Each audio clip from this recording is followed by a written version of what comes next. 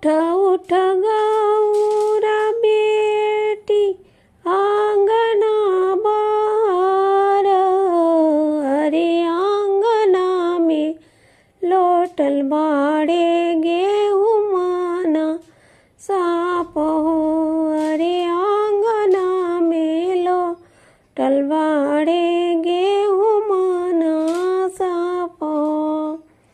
उठ उठ गौरा बेटी आंगना बार हो, अरे आंगन में लोटल बाड़े गेहूँ माना साप हो। अरे का तू कहलुआ माँ गेहूँ माना साप हो, अरे का तू कहलुआ माँ गेहूँ माना साप हो।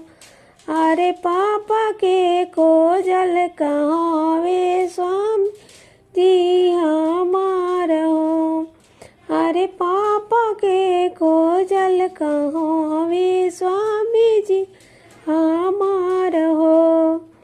उठ उठ गौरा ननद आंगना बाहर हो, उठ उठ गौरा ननद आंगना बाहर हो, अरे आंगना ये लोटल बाड़े गेहूँ माना साप हो, अरे आंगना में लोटल बाड़े गेहूँ माना साप हो।